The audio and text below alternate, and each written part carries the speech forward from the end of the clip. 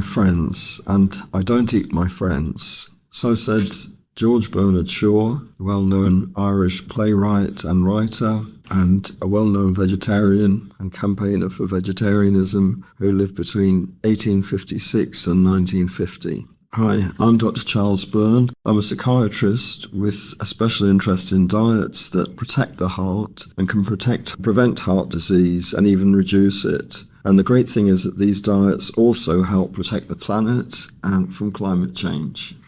And hi, I'm Sinead. I am a student of public health and I have a keen interest in protecting the planet from climate change as well as diets that can help reduce heart disease, which is what we talk about. So this week we are continuing the story and the research of the two doctors who pioneered plant-based, low-fat diets to prevent and reverse heart disease. We heard in a previous episode they both influenced President Bill Clinton and helped him to overcome serious heart problems. And in this episode, Sinead, we're not going to discuss in great detail all of the recommendations and dietary options that we spoke about, particularly in the first three episodes, based on the work of Dr. Ornish and Dr. Esselstyn. Yeah. So please, if you'd like to hear again our general recommendations and the 4 dietary options we're recommending, please listen to those first 3 episodes. But I would like to emphasize at the start that if you're suffering from a heart or cardiovascular condition or you have any medical disorder, please consult with your doctor and discuss it with them. Very important. Yeah, before embarking on any of the dietary recommendations or exercise regimes that we've recommended. And also, if you're on any medications for these conditions, please don't stop or reduce them without first talking to your doctor because, heart conditions are very serious disorders and the treatments are necessary. However, if you make progress with the dietary options that we've described combined with exercise and you're able to get your cholesterol level down or lose weight, it may be possible in consultation with your doctor to have your medications reduced. And if your problems are milder, like you just have raised cholesterol or you're a bit overweight or slightly high blood pressure, the diets that we're recommending combined with exercise may be all that you need. And if you've got none of these problems, hopefully they will prevent them from ever happening. Absolutely. And as you mentioned, what is good for your health is also good for the planet. So me and Charles are both in an organisation called Irish Doctors for the Environment, and we are passionate about protecting the planet, as we said, protecting the planet and combating climate change. So animal agriculture alone causes 20% of greenhouse gases globally, and that's more than the entire transport sector produces. So if you reduce your meat consumption, go vegetarian, you're also doing something very significant for the planet. So it's a win-win. That's right. Yeah. So last week, we were talking about the work of Dr. Dean Ornish and how his study proved that eating a plant-based diet with only 10% of calories coming from fats or oils and combined with the stress reduction, the group support, we were saying about how 82% of those patients were able to reverse their heart disease to a degree. So this week, we're going to discuss the amount of fats that can be consumed daily to bring about that change. Also, how you can keep your fat consumption at the 20% or less of daily calorie to prevent cardiovascular disease from developing and perhaps prevent it worsening if you already have it. So Charles, can you tell me what else you found about Dr. Ornish's work following your own heart episode? Yes, Sinead. So as we mentioned in the last episode, there was this research that he did initially where, and it was published in The Lancet, where, as you mentioned, 82% of the patients who were able to keep their fat consumption at 10% of their daily calorie intake and who fully took part in the other parts of his program, exercise, a group therapy, meditation, they were able to reverse it. But also they significantly lowered their cholesterol levels and they lost weight. In fact, on average, in the patients in his group lost 24 pounds over the course of a year. Yeah. But actually, Dr. Ornish then continued that study using the same group of patients, and he asked them if they'd be willing to do it for another 4 years.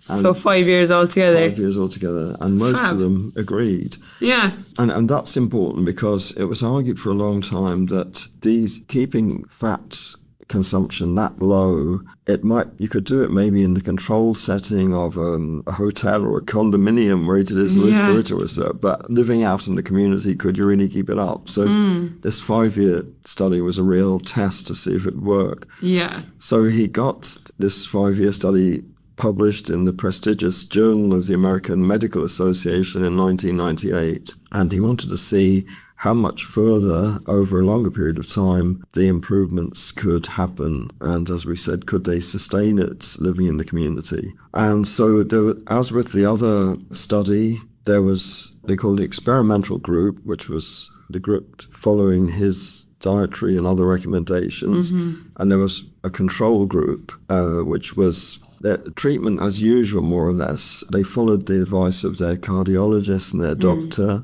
And they made more moderate changes. They kept, for instance, the fat consumption was supposed to be around 30%, but in fact it was probably more than that.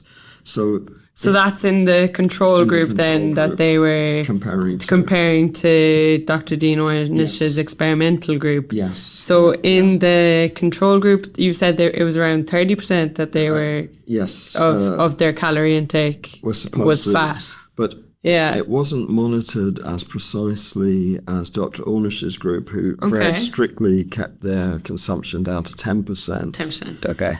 So at the end of 5 years, they restudied, they did studies in the coronary arteries, and the experimental group, following his recommendations, after 1 year, their coronary blockages were reduced by 4.5%. But by the end of 5 years, they were actually reduced by 7.9%. That's crazy, isn't it? The coronary arteries had opened up that much more over 5 years. And as a result, the blood flow to the heart muscle increased in those patients. But in contrast, the control group, the narrowing of the coronary arteries actually worsened by 5.4%. And by 5 years, it had worsened to a massive 27.7% occlusion. So if I'm correct, that was the control group. So they had, how much is that of a difference? Like that's about 20% of a difference between how narrow the arteries were in the control group versus the experimental it's even group. More, Sinead, because the blockages became worse by 27%. Oh, in the control group. yeah. Whereas in the study group, they got better. The blockages lessened by almost 8%. So that's like a 30% even more difference between the so the it's very occlusions. significant. And, it just shows you how if it's not looked after, the coronary artery disease can worsen, the blockages can increase. So, and also in what we call the experimental group or the lifestyle change group, there were less than half the number of cardiac events compared to the control group during the 5-year period. Mad. So cardiac events included heart attack or myocardial infarction, deaths or cardiac hospitalizations, those kind of very serious sorts of events. So the study showed that the dietary and lifestyle changes could be successfully continued in the community and even over a long period of time, and it resulted in continued improvement in cardiac function and lessening of the blockages of the coronary arteries. So that was a real step forward. But I think one thing to consider when thinking about it, Dr. Ornish was saying is essentially saying that the fats and oils in our food are excessive in the modern diet. Yeah. And an essential feature of the dietary component of his regime was strictly limiting fat intake to a very low level compared to the average fat intake in the developed world. And as we've said, in his reversal diet, now we've put forward in the previous episodes 4 different dietary regimes, and 3 of them with a 20% restriction to 20% of your calories coming to fat. But the strictest of the options we put forward is similar to this one that Dr. Ornish used in his research, where fat intake is limited to 10% of daily calories. And if you compare that to the average American diet, which is very similar also to the European diet, 40 to 50% of calories come from fat. So you're saying like in the modern diet that we are eating, like that most people are eating, Yeah. they're actually getting almost half of their calories from fat. Yes. Believe Wow. it or not. Yeah. And a lot of it is the particularly heart-damaging fat called saturated fat. So, and an example of this is if you eat a burger and fries in a typical fast food restaurant, you easily get a demonstration of this because you normally eat this with your hands. Yeah. And the next time you do, look at your fingers, particularly after eating the French fries. They'll be covered with a thin layer of oil. Yeah, it's always so gross. Yeah. And also the oil or fat from the burger is usually soaked up by the bun. But if you look at the bun, you'll see the oil on it. Yeah. I don't recommend this because hopefully after listening to this podcast, you won't be eating that kind of food. But you can probably remember previous experiences. And also you'll have the same experience if you eat a bag of potato crisps or potato chips, as they're called in the US. If you look at your fingers, they'll have the same film of oil on them. So this is an illustration of how much our modern food is laced with fat. And in fact, if you are eating something and you see a layer of oil or film of oil on your fingers, it's probably a good indication you probably shouldn't be eating it. Absolutely, yeah. So as sadly, it's everywhere in our modern foods, and we're increasing in increasing quantities. In fact, research has shown that the more affluent societies get, the more fat and junk and processed food that we tend to eat. And now, how do you know how much you're eating? Well, one way is it's in many countries, it's required that the amount of fat and saturated fat is stated on the packaging of food. Together with other food groups, for example, sugars. Okay. And it's normally expressed in grams per 100 grams of food. Yeah. So when you start looking at the food packaging, you'll be amazed at how much fat is contained in food. So I was spending a lot of time in the supermarket squinting at these. Need to bring your glasses to the supermarket, to see how much is in each one before I buy it. Yeah. There's also a particularly dangerous kind of fat called trans fats. Now, thankfully, they're not used so much, but the more solid kind of margarines, they put trans fats in things to make them have a very long shelf life. They last a long time. Yeah. But they're particularly damaging for the heart and causing atherosclerosis. I think that kind of makes sense because, like, if something has a long shelf life, now there are things with long shelf life, like chickpeas that are fine, for example. Yes, yeah. But if something has an artificially long shelf life, it makes sense that it's bad for you. Yeah. Do you know? Yeah. Because, like, those things are going to last longer. If they last longer outside the body, they're going to last longer inside the body. Yeah. That kind of makes sense to me. It's an example of how food can be processed in a way that makes it harmful. Not intentionally, but that's the effect that it has. So Dr. Ornish, in his book, which we mentioned before, Dr. Dean Ornish's program for reversing heart disease, describes the contrast between the typical American diet and his reversal 10% diet. And sadly, European diet is very similar to the American diet in terms of fat content. So to quote from him in his book, the typical American diet, it consists of, as we said, 40 to 50% fats, a lot of which is the saturated fat. This is as a percentage of daily calorie intake. It's 40 to 50% fat, with saturated fats being a lot of it. It's 25 to 35% carbohydrate.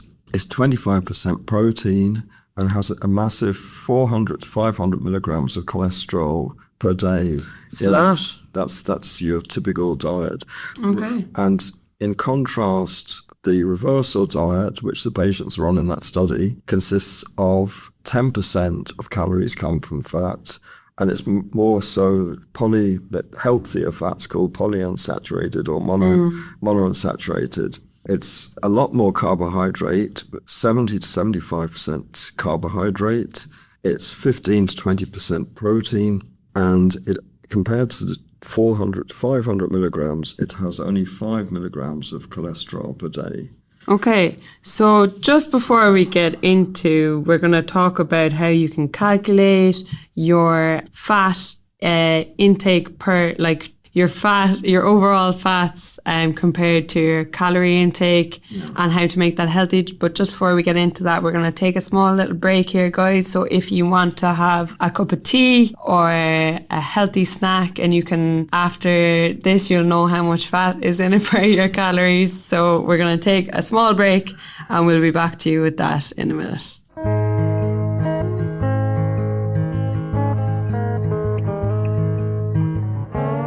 If you find what we've been talking about interesting, you can find a lot more information on these topics in my book called Save Your Heart, Lose Weight and Help Save the Planet, which is available on Amazon.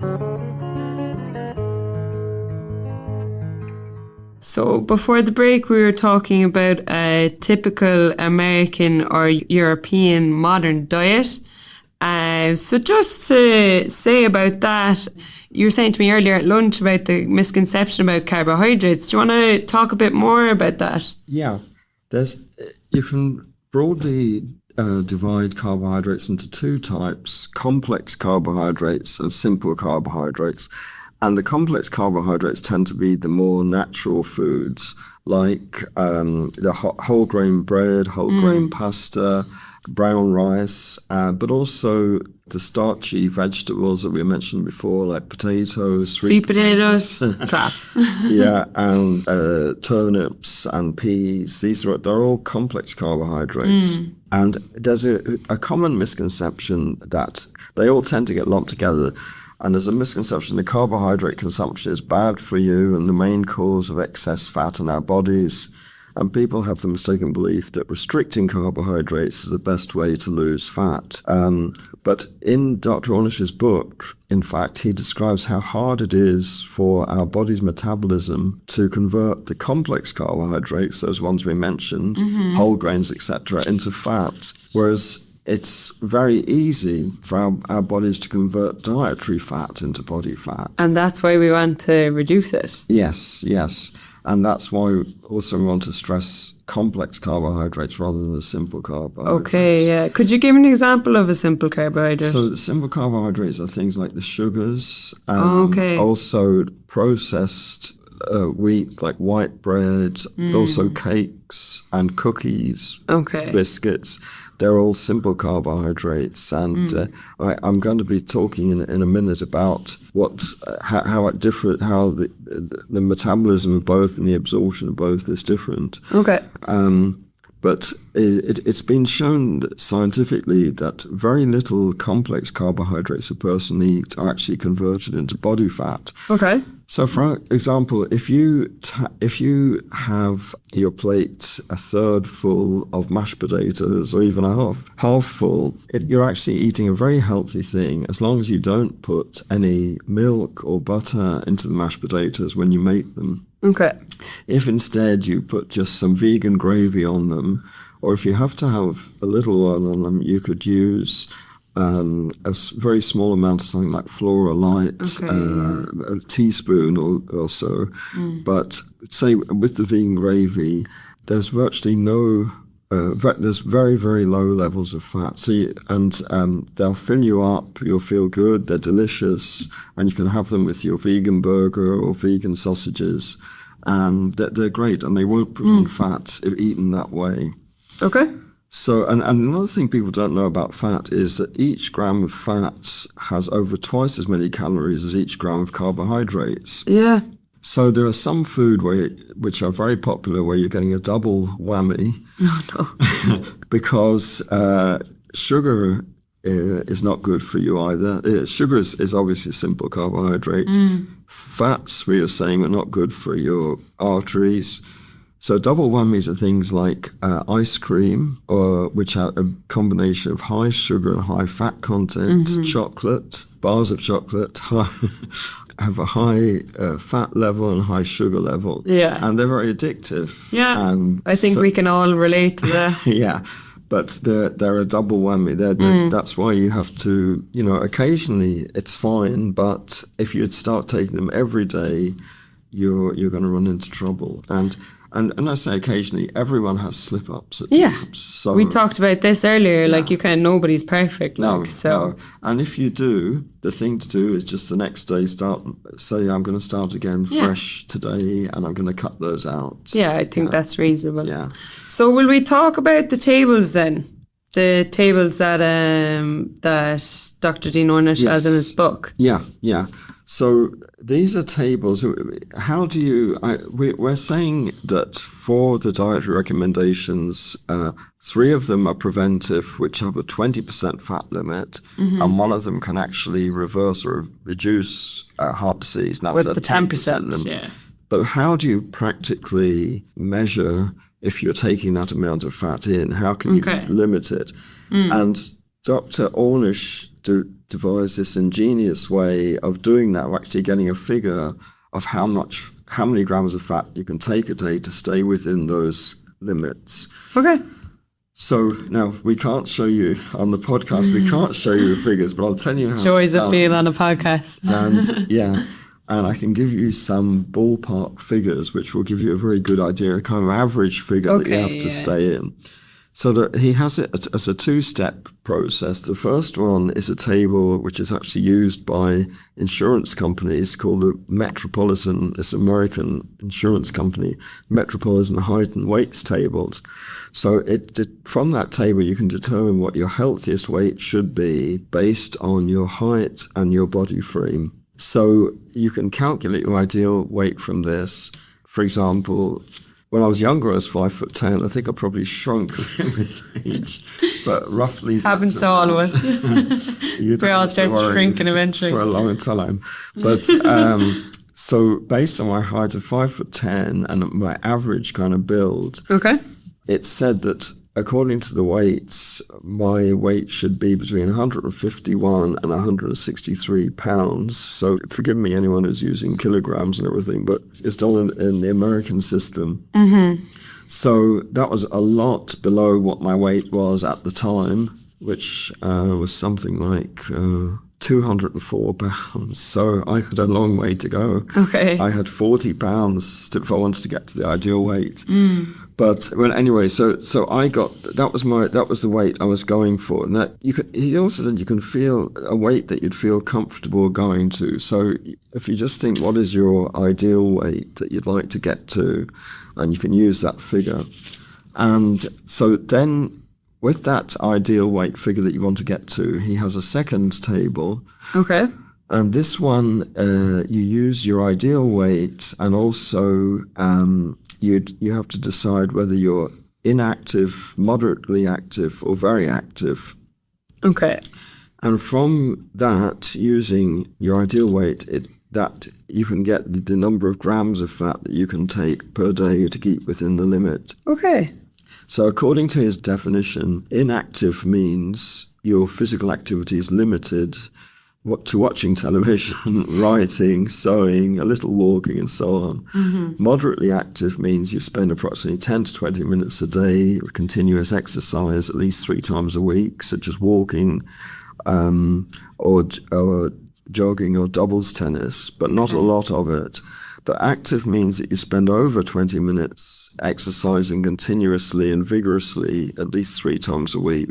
So that's more like singles tennis, running, rowing, basketball, or fast walking, brisk walking. So just to recap, you've got your table 1, and that shows you your ideal weight. You've your table 2, and that shows you whether you're inactive, moderately active, and active. And then is that enough to tell you what you're... And then according to his table, you can see how much fat then you can take per day to stay within the 10% limit. So I'm going to give you ballpark figures. I was just about to ask. So Okay, I did the calculations, and my ideal weight was 160, Okay. and looking at his table, my fat intake limit of total fat was 28 grams a day, Okay. and my saturated fat limit was 9 grams a day. So you get Okay. two measurements, and it also depends on whether you're male or female. There's different measurements.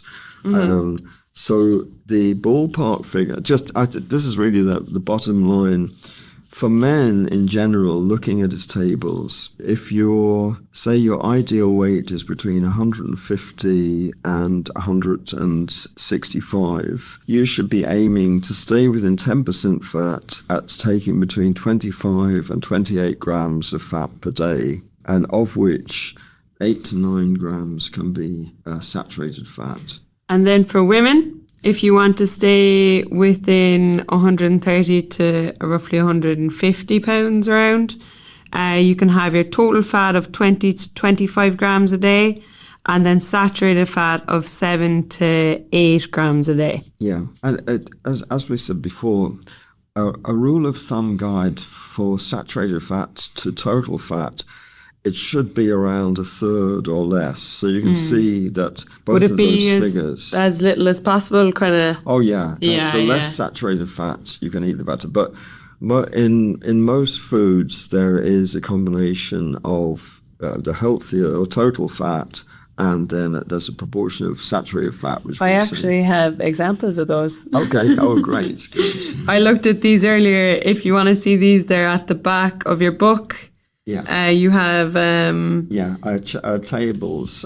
tables, and they show different all of the food foods. groups alphabetically, and you can look up each food, and it tells you how much fat is in it and how much saturated fat is in it. So I picked my two favourites, baked potatoes and chips. So let's see. In a baked potato, one kind of average baked potato, the total calories is 145 rather. So that would be total fat of 0.2 grams, guys. So baked potatoes are very good for you, actually. Yeah. And that's just plain baked potato. That's not with any trimmings or anything like that. And then fat. How much saturated in and then there was no saturated fat. Saturated yeah, fat. there was no saturated fat in the baked potato. But then I looked at chips. And I was sad when I looked at chips. So I looked at chips. So this is about a serving of 10 chips. And the calories were 114. But the total fat was 8 grams. And saturated fat in 10 chips was 2 grams. So I think I might avoid chips now. Yeah. I think it's best to avoid them. Yeah. It just shows you how you can turn something that's healthy into something unhealthy by the addition of fat. That, if you just eat your baked potato with, as we said, some vegan gravy or a tiny amount of vegan spread, it's so much healthier than deep frying a baked potato, which gives it high fat, high saturated fat levels. Or if you cover it in butter, it has the same effect. So, it's about what you add to your food as well, because a lot of the potatoes, sweet potatoes, all these whole grainy kind of foods are pretty good for you. Very good for you. But once you start adding, it's what's adding is the problem. What I'm hearing. And those foods won't put on weight. That's been scientifically shown. Yeah. The complex carbohydrates by themselves won't put on weight. But if you eat fat, that goes straight into fat on your body. Yeah. And you can very easily put on weight with fat. The chips, how much fat was in those 10 chips? 5 points. So it was 8 grams. It was 8 grams for 10 chips, 8 grams total fat for 10 chips. Okay, yeah. So if you're trying to keep your daily total fat down to 25 to 28 grams a day, it's nearly half. 10 chips take up so much of that. So nearly half, That's why you have to be very strict with the fats and oils. And if I can tell a kind of Irish joke, the difference between the two diets, the preventive and the reversal diet that Dr. Ornish is saying. So with the preventive diet, how would you describe the difference? In that there's no fats at all. But in the reversal diet, there's no fats at all. But Yeah. there is, you know what I'm saying, there is some fat that you have to be but you very have to be strict very with strict it. with it, yeah. yeah. Okay, so we're going to take another break now. And when we come back, we have our recipe of the week. And this week, it is a delicious recipe for lentil soup.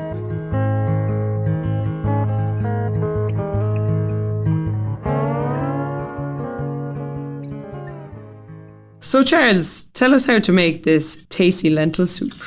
Yes, Sinead, this may not sound a substantial meal like some of our previous recipes or a substantial dish, but It's very filling. it's very filling. Yeah. It's an Indian dish, basically. It's spicy. It has a delicious blend of spices in it. And if you have it with some nice wholemeal bread, it could provide a good wholesome lunch with plenty of plant-based protein. Lentils are a great source of plant-based protein. I love lentil soup. Yeah, and it's also a good starter for a dinner. I think you could have it as a dinner. I used to have it as a dinner on its own. Yeah. Because there's so much protein in it. It's filling. It's lovely for a winter day as well. It's often on the menu of Indian restaurants where it's called dal soup. So the ingredients for lentil or dal soup are as follows. 2 cups of dry lentils, 1 vegetable stock cube, 1 can of tomatoes, 1/3 teaspoon of garam masala, 1 teaspoon of chopped ginger, 3 bay leaves, 1 teaspoon of turmeric powder, 1 small onion, 1 large potato, half a cup of fresh coriander leaves. And they really make a big difference, the coriander leaves.